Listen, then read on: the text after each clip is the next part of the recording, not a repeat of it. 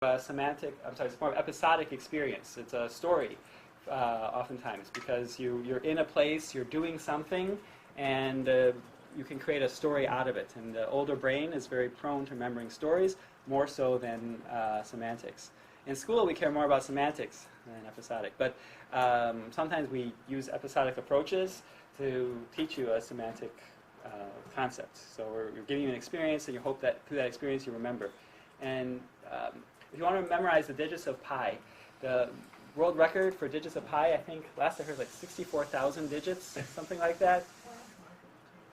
So like 3.14, you know, the scientific pi, divide the radius of a circle divided by, the circumference of a circle divided by the radius, right? Somebody remembered that many digits? Yes. Wow. And a normal person, if you just try to memorize it in a rush, you can remember 8 digits. A normal person's digit span is about 8. So 8-digit number you can remember, and not a coincidence, our phone numbers are generally 7 digits, because that's within the range of what the average person can remember in their short-term memory.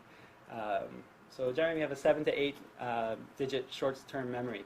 If you want to remember long digits, then you use your semantic memory. You make associations of groupings of numbers, 6 to 7 at a time. You make a little story out of it and associate it with something, and then you create this kind of story where your associated words with those groupings of numbers have some meaning. So sometimes people, they link it to a story that they've already memorized. And so as they're reciting the digits of pi, what they're doing is they're telling themselves the story, and as they're telling themselves the story, they're remembering the numbers they associate with each word. So the idea is that actually our semantic and episodic memory are related. And with training, you can take advantage of both. Sorry for the dark moment here. This room is really out of date. All right. So education, there's lots of potential learning opportunities, and I'd love for you guys, if you help brainstorm for more ways we can use the kind of technologies and immersive experiences for learning, that would be great, because Eli and I have been working on this idea of a gamified class experience, where it's exciting and fun to come to class and you feel highly motivated to do your very best in the projects. And that's a big part of it. We're trying, yes. But I'm worried how much of it is just novelty in the beginning. I'm showing you some of the most interesting stuff. I'm saving some secret stuff for later on, so you'll be more excited. But at some point, unless new stuff comes out, I'll run out of novelty stuff, and then the real gamification will begin. So another big use of VR is training. So Toyota uses VR simulation of driver's education to teach teenagers about the risks of distracted driving. Oh, it's so funny. Every day on Figueroa, I see the motorcycle police. They just sit there and they find people on their cell phones as they're at the stoplight and driving, and they just pick off one after the other after the other. There's 3 motorcycle cops on Figueroa last night. They were just picking off car after car. I went to the drive-thru at Carl's Jr. I came out, they found 3 more cars. So easy. But I myself am fiddling with my phone because I listen to YouTube as I drive. And I'm like, oh, this video is no good, not relevant to my class. I switch to the next YouTube. And I'm like, is there any police here? Because in California now, as of January 1st this year, it's illegal to touch your phone in any way while you drive. You can only interact with your phone through voice commands, not with any touch. Even if you just, like adjust the GPS, just like, recenter, technically you can get a big ticket for that because it's considered distracted driving. So you're not allowed to touch your phone at all. Even at a stoplight, even if the car isn't moving, it's considered a distraction. Yes. Wow. So that's why the police are really on top of it now, this month, because they can make a lot of money, meet their quota, just because almost everybody, as I'm driving on the highway, look, almost everybody is fiddling with their phone as they drive. But it's technically illegal in California as of January 1st this year. New law. They did a very poor job of advertising it. They make a lot of money on it. So anyways, and of course for teenagers, the temptation to use their phone is enormous, but their concentration is poor, their experience is poor, so it's really hard. So basically you can simulate what happens with minor distractions and hopefully scare people, scare them straight, as we say. I'm not sure how well that really works, to what extent, like, you're in a simulated crash, to what extent that really brings the fear of God into you versus a real experience, because if you're really in a car crash, you're really traumatized. If you're in a serious car crash for weeks later, every time there's a similar kind of thing happens where you have to stop suddenly, your heart races, you're really kind of like, oh no, not again, kind of thing. So a real bad experience is really a traumatizing thing.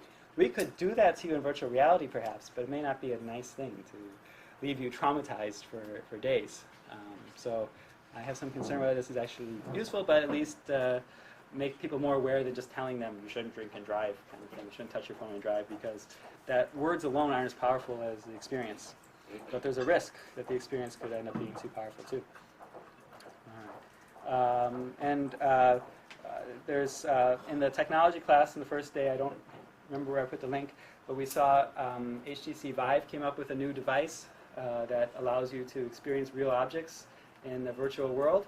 And so they gave an example of a fireman. You're holding a real fire hose, and in the virtual reality experience, you're putting out the fire. And the fire is, as you twist different ways, the water's going in that direction. So basically, there's great applications for training for firemen. You don't have to experience real fire. You can have the exact same experience and be put in situations that are otherwise way too dangerous to do in real life, like being trapped in a burning room kind of thing, with the ceiling collapsing on you. So you could really experience that and try out things and such. The NFL is using it for athletic training. The NFL is broadcasting games in virtual reality now. So if you have a Samsung S7, you can, I just bought last week, you can experience, even on this Tuesday, there was a game that they broadcast in VR. But you're standing on the sideline, so they just have a 360 camera just like this on the sideline, and that's it. So it's a streaming video of standing on the sideline. So you're seeing a 360 video that you can look around and such. So it's not any better than watching the football game with the different camera shots being adjusted all the time. The idea is you can adjust it yourself, what you're looking at. And so for some games, for some sporting games, it might be really important and really exciting. I think like soccer, where there's a lot of back and forth, that might be even better to have that kind of control. Football tends to be really sporadic, really fast moment of action and then nothing for a long time. But actually they make that recording available, so I'll let you guys experience this. Football in VR, available today. And right now it's free, but I think in the near future they're going to start charging big bucks for that. If any of you watch this, which I hope some of you do, I would love to hear your sort of what you think about it, whether you think that it's better that way or you don't like it that way, or does it add something or not. Because I'm sitting here thinking myself that if I was watching a game in 360, what do I really want to see the crowd for? I sort of want to, as a human being, I can only focus on one thing anyway. So, what good is it to have 360? You can see the cheerleaders this time. You can see that.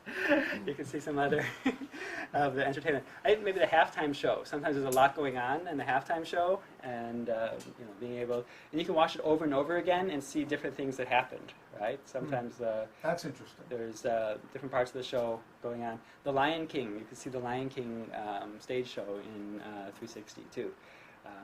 That might be a great example. Or Cirque du Soleil. I think some of you watched that last week. I let you see some part of the Cirque du Soleil. Really scary. It's a clown coming at you. No, but that's actually very interesting, because one of the weaknesses of being sort of in a body with eyes that go a certain direction and being able to focus on one thing, it sort of makes it impossible for you to take in everything going on around you.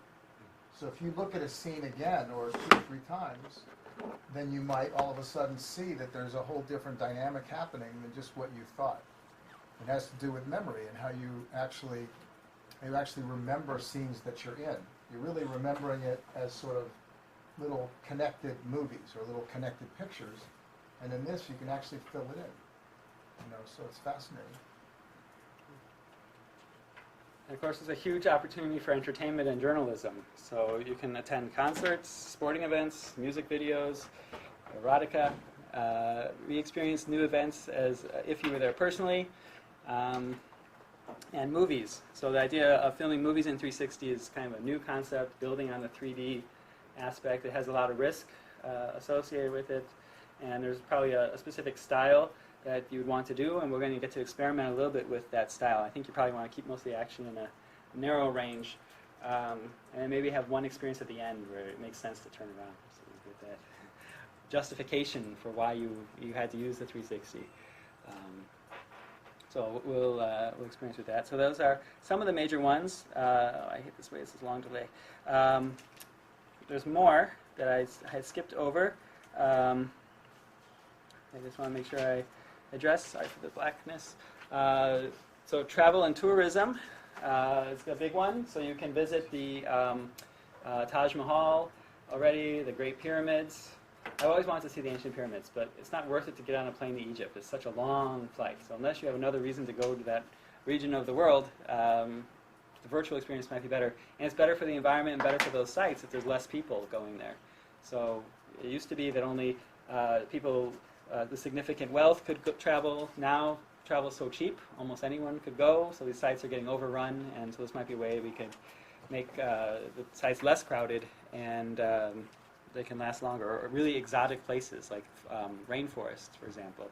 It's not good to have tremendous people going into the rainforest. It ruins the rainforest. But everyone is excited for that kind of experience. So you can create that immersive experience. And it doesn't need to be wearing the glasses. It can be through, like we saw with the aliens on the TV, kind of an interactive TV experience. Nowadays we have these walls of TV, like we have in our other classrooms here, or projectors. So these caves we call them, where there's projectors pointing in all directions. And so you're in a room, and the whole room is a giant theater with the videos, TVs or projectors projecting on walls 360 degrees around you.